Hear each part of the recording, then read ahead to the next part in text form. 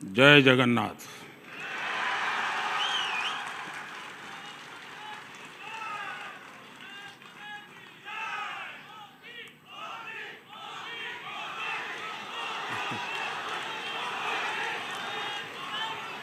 ओडिशा के राज्यपाल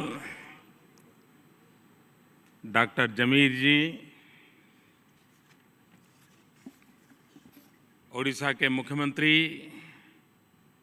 श्रीमान नवीन बाबू, केंद्र में मंत्रिपरिषद के मेरे साथी श्रीमान जुएल ओराम जी, मंत्रिपरिषद के मेरे युवा साथी श्री धर्मेंद्र प्रधान जी, इसी विभाग के मंत्री और मेरे साथ पीएमओ में भी मंत्री के रूप में काम कर रहे डॉक्टर जितेंद्र सिंह जी, संसद सदस्य डॉक्टर प्रसन्न Kumar ji, atomic energy commission के चेयरमैन डॉक्टर शेखर बसु जी, नाइसर के डायरेक्टर प्रोफेसर चंद्रशेखर जी,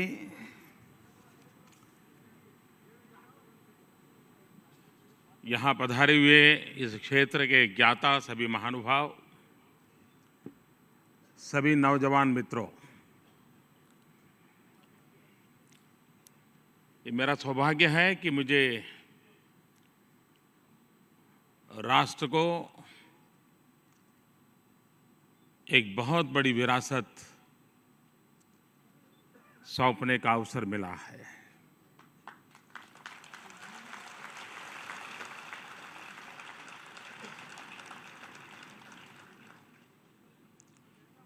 इमारतें तो बहुत बनती हैं, भवन भी बहुत बनते हैं,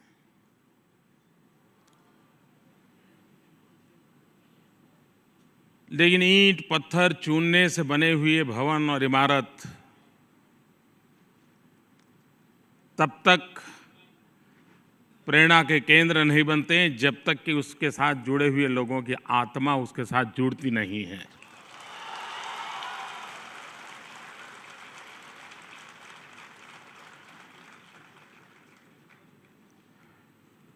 और इसलिए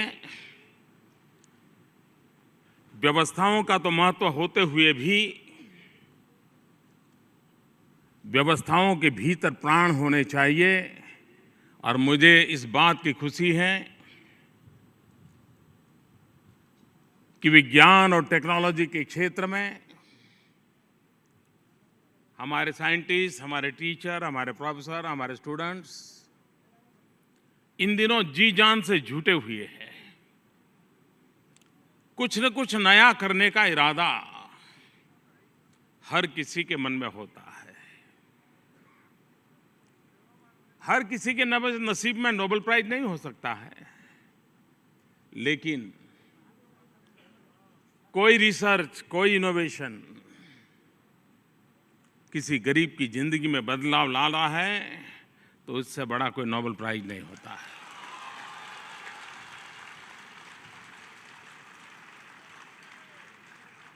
और इसलिए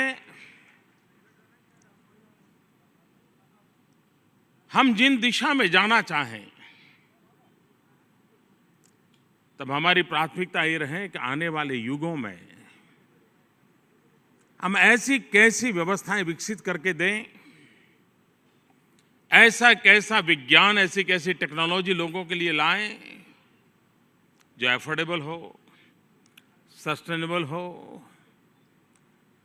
और मेरा तो हमेशा आग्रह रहता है, जीरो इफेक्ट, जीरो डिफेक्ट।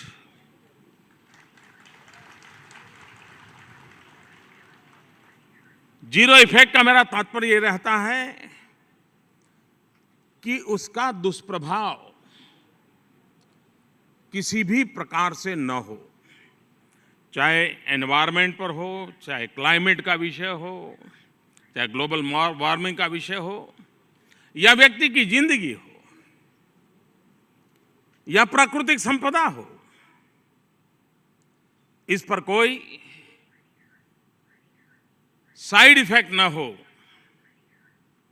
और हमारा प्रोडक्ट भी ऐसा हो जो जीरो डिफेक्ट हो, ताकि वो न सिर्फ भारत में ग्लोबली एक्सेप्टेड हो। और इसलिए हम सिर्फ खोज करें, नया सोचे, इतने से इनफ नहीं है। हमें इसे सामान्य जन तक पहुंचाना, ये भी एक बहुत बड़ी चुनौती होती है। मैंने देखा भव्य कैंपस है, लेकिन दो काम मैं आपसे चाहता हूं, और विशेष करके खजाने से नहीं, तिजोरी से नहीं, बजट से नहीं, आप लोगों के अपने प्रयास से। क्या एक कैंपस हिंदुस्तान का सबसे ग्रीनेस्ट कैंपस बन सकता है क्या?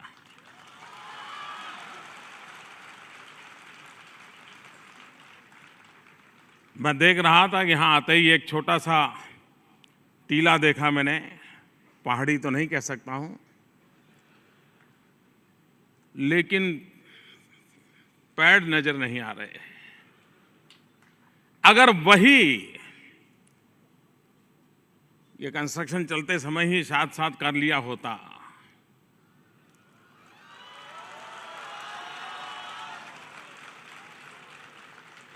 अब आगे का सुन करके भी ताली बजा रहा।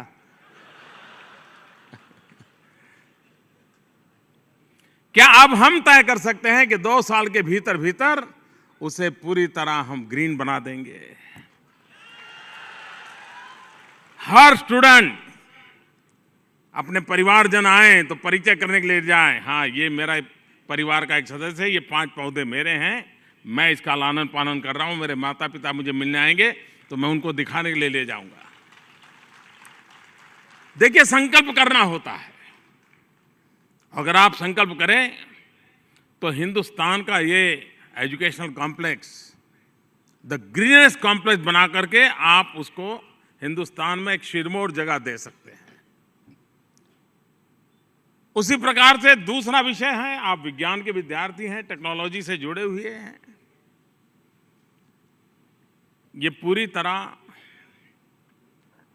ग्रीनरी के संदर्भ में तो ग्रीन बने ही बने, लेकिन एनवायरनमेंट के संबंध में भी ये पूरा भवन सोलार टेक्नोलॉजी, जीरो डिस्चार्ज, इन सारे विषयों को अपने में समाहित करके हम डेवलप कर सकते हैं क्या? ये चुनौतियां हमने सहज रूप से स्वीकार करनी चाहिए, और ये अगर हम करते हैं तो आप देखिए इस कैंपस के साथ अपनापन लगेगा। इसकी हर ईंट, हर पत्थर, हर दीवार हमें अपनी लगेगी। और जब तक हम उसे पूजा घर के रूप में नहीं देखते हैं, हमारी आत्मा उसके साथ जुड़ती नहीं। और इसलिए मैंने प्रारंभ में कहा था, इमारतों से परिणाम नहीं आते हैं, परिणाम तब आते हैं जब इमारतों के साथ आत्माएं जुड़ती हैं, जीवन समर्पित हो जाता है, तब परिणाम आते हैं। कभी कभार ये भी विवाद रहता है कि उत्तम लेबोरेटरी होगी, उत्तम साधन होंगे, तभी विज्ञान में प्रगति होगी। उसमें सच्चाई है, लेकिन ये भी पहलू है कि आज पूरे दुनिया में भारत का स्पेस मिशन, उसने अपनी एक इज्जत बनाई है, जगह बनाई है। मार्स मिशन में दुनिया में सबसे पहले सफल होने वाले हमारे देश के नौजवान रहे। लेकिन बहुत कम लोगों को पता होगा कि जब स्पेस साइंस में हमारे लोग यहाँ काम शुरू किया गया, तब उसके इक्विपमेंट साइकिल पर उठा करके ले जाए जाते थे और मोटार के गैरेज में काम किया जाता था, और उससे जाकर के आज स्पेस साइंस में हमने जगह बनाई है। उत्तम भवन नहीं थे, उत्तम व्यवस्थाएं नहीं थी, लेकिन उस समय काम करने वाले लोगों का एक सपना था, मिशन था, समर्पण था, जिसके कारण आज स्पेस के अंदर भारत का झंडा लहरा रहा है। उन लोगों के परिश्रम और पुरुषार्थ के कारण लहरा रहा है। और इसलिए हमारे भीतर मुझे कुछ दे के जाना है, कुछ करके जाना है, किसी के लिए जी के जाना है। ये भाव जब तक प्रबल नहीं होता है, हम नयापन दुनिया को दे नहीं सकते। मानव जात का एक स्वभाव रहा है ये निरंतर परिवर्तनशील होता है। हर युग में उसने अपने आप में बदलाव लाया है, खुद ने बदलाव में अपने आप को ढाला है। इनोवेशन अगर बंद हो जाता है तो जीवन स्थगित हो जाता है, व्यवस्थाएं निष्प्राण हो जाती है। व्यवस्थाएं अगर निष्प्राण होती हैं तो जीवन कभी प्राणवान हो नहीं सकता। और इसलिए इनोवेशन ये हर समाज की, हर युग की आवश्यकता है। हमें इनोवेशन का एनवायरनमेंट बनाना पड़ेगा। और ये आपके इंस्टीट्यूट तो है नाइस सर, यस सर नहीं है। जहां यस सर है वहां विज्ञान अटक जाता है, जहां नाइसर है वहां विज्ञान आगे बढ़ता है।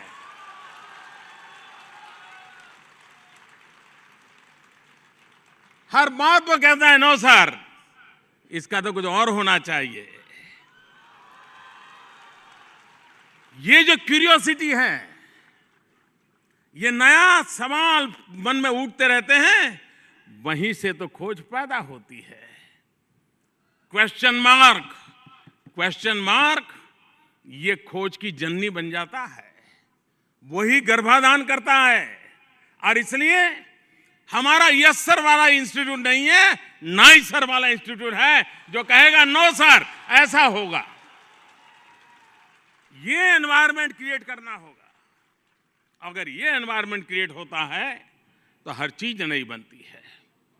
हमारे सामने कई चैलेंजेस हैं, और ऐसा नहीं है कि चैलेंजेस का उपाय हमारे पास नहीं है। अब हम उड़ीसा में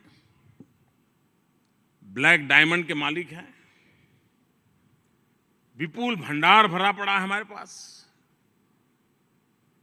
लेकिन दुनिया में जो बदलाव आ रहा है, कहीं ऐसा ना हो जाए कि ब्लैक डायमंड हमारा बोझ बन जाए। क्योंकि दुनिया क्लाइमेट को लेकर के चर्चा कर रही है, फॉसिल फ्यूल के विरोध में एक बड़ा आंदोलन खड़ा हो रहा है। क्या हम समय रहते विज्ञान के माध्यम से, टेक्नोलॉजी के माध्यम से ऐसी व्यवस्थाएं विकसित करें कि हम कोल गैसिफिकेशन करके हम क्लीन एनर्जी की दिशा में कैसे जाएं, और वो सस्ती टेक्नोलॉजी की दिशा में हमारी इंस्टीट्यूशन कैसे काम करे, हमारे नौजवान कैसे काम करे। हमारे सामने काम है। हमारा समुद्री तट, उड़ीसा का समुद्र तट, हिंदुस्तान का समुद्री तट, ब्लू इकोनॉमी, ये आने वाले समय में एक बहुत बड़ा क्षेत्र बनने वाला है। और मैं हमेशा कहता हूं, भारत का जो तिरंगा झंडा है और उसमें एक ब्लू कलर का चक्र है, ये चतुर क्रांति का मार्गदर्शक है। हमें सैफ्रॉन रिवॉल्यूशन चाहिए, हमें व्हाइट रिवॉल्यूशन चाहिए, हमें ग्रीन रिवॉल्यूशन चाहिए, हमें ब्लू रिवॉल्यूशन चाहिए।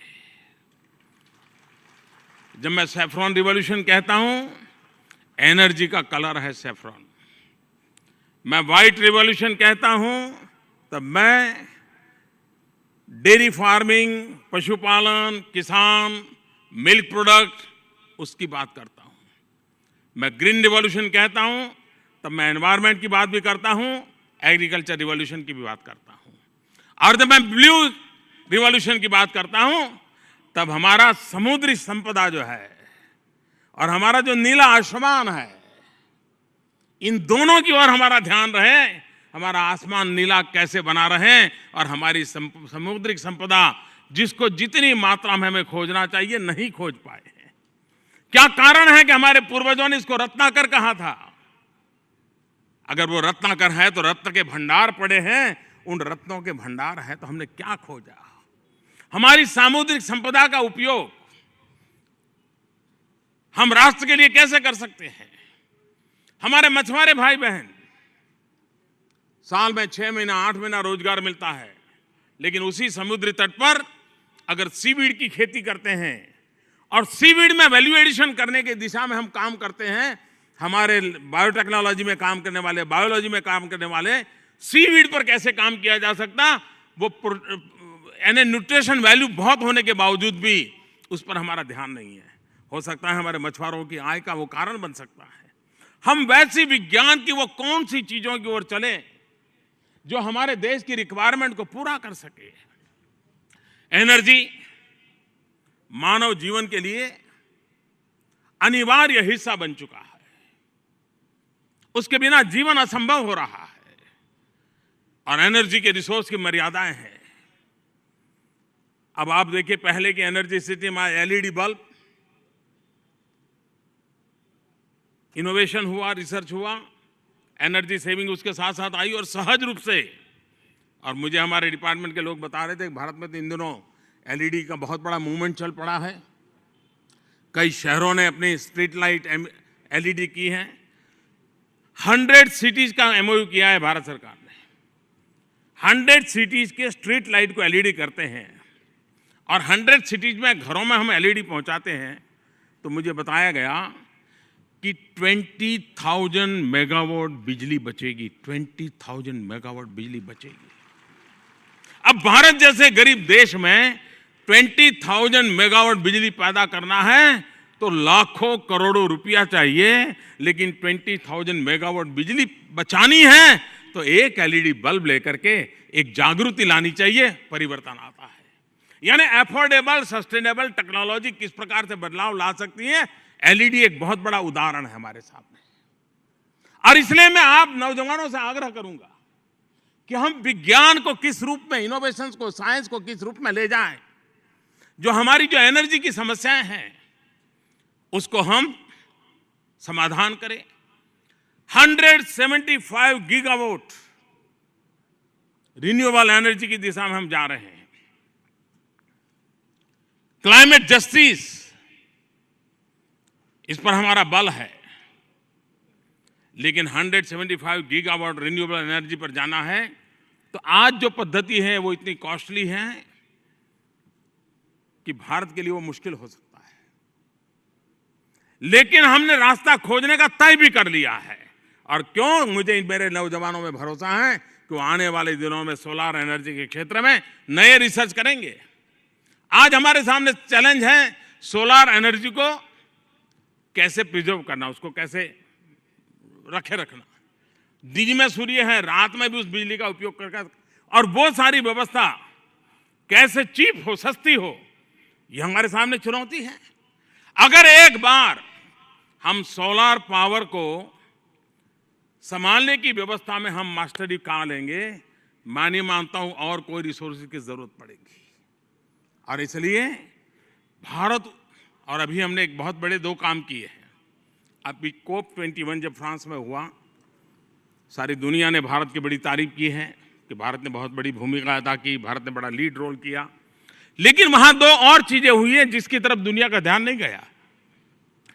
COP21 में Hindustan, America, France and Bill Gates का एक एनजीओ है, मिलकर के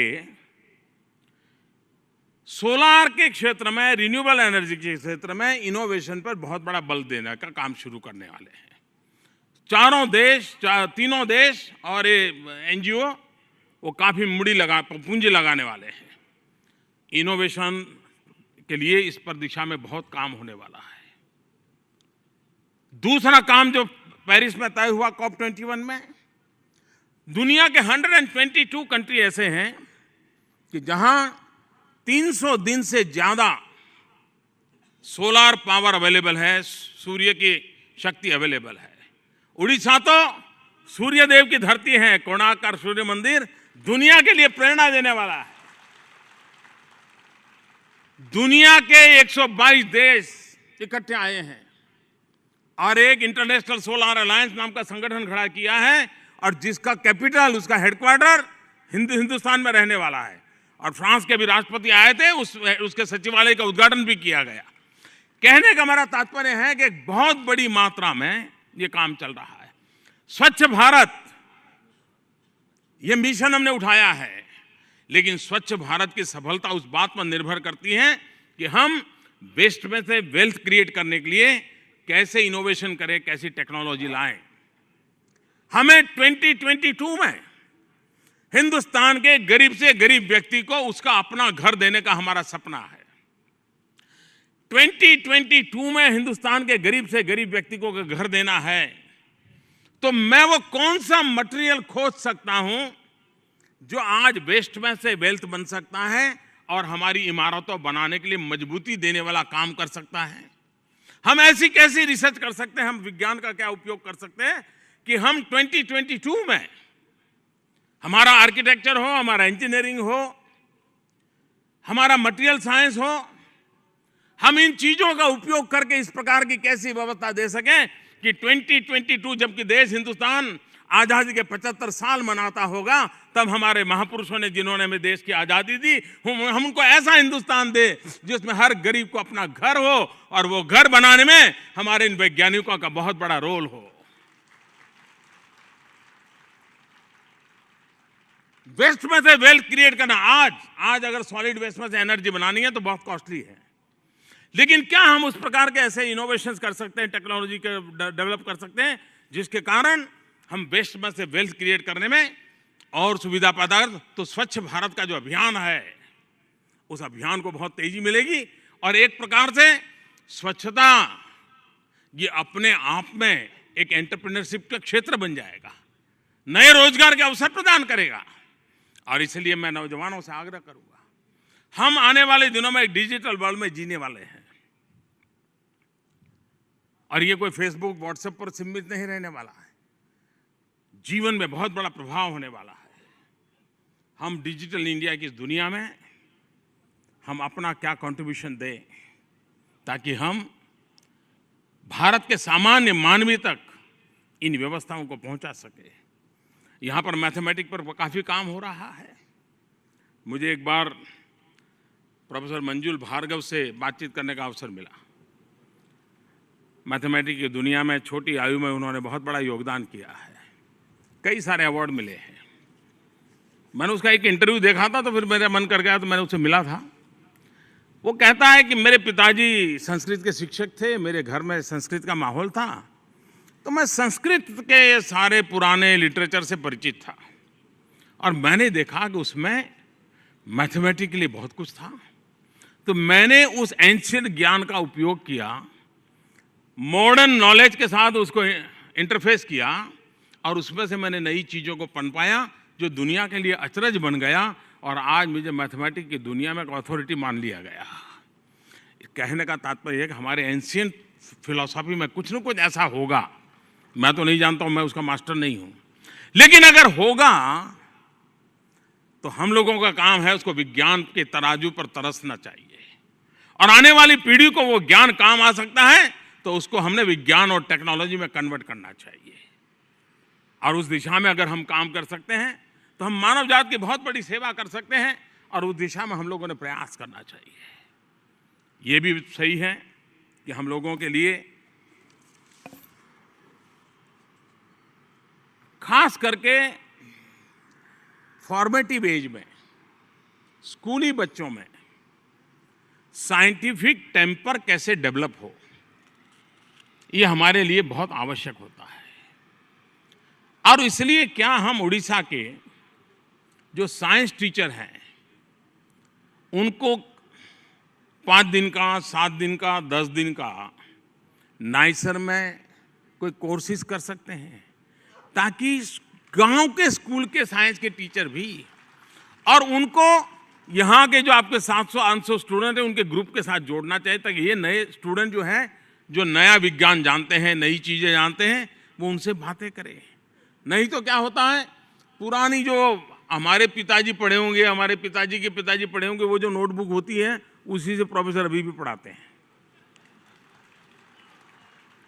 देखिए, बदलाव स्वीकार करना पड़ेगा, हमें नयापन लाना पड़ेगा, हर चीज में इनोवेशन चाहिए।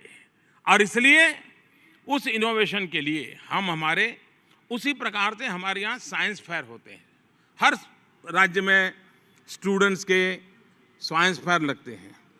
क्या कभी उन स्कूलों के साथ मेंटर के रूप में हमारे नाइसर के स्टूडेंट को अटैच किया जा सकता है कि भाई हमारे 10 स्टूडेंट फलाने जिले की सबसे टॉप स्कूल है उसके साथ अटैच रहेंगे, वो साल में 2 बार 5 बार 7 बार वहां जाएंगे, उस स्कूल के टीचर स्टूडेंट के साथ बैठेंगे और साइंस फेयर में द बेस्ट कोई इनोवेटिव चीज लेकर के जाएंगे, तो उन स्टूडेंट के दिमाग में विज्ञान के प्रति भाव जगेगा।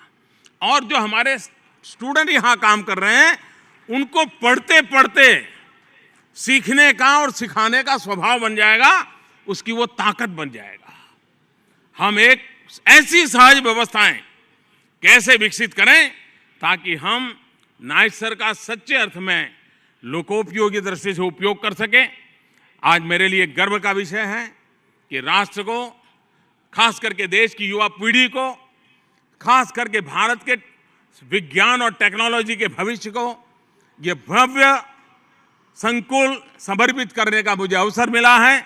मैं राष्ट्र को ये भव्य संकुल समर्पित करता हूं और सभी नौजवानों को हृदय से बहुत बहुत शुभकामनाएं देता हूं। बहुत बहुत धन्यवाद।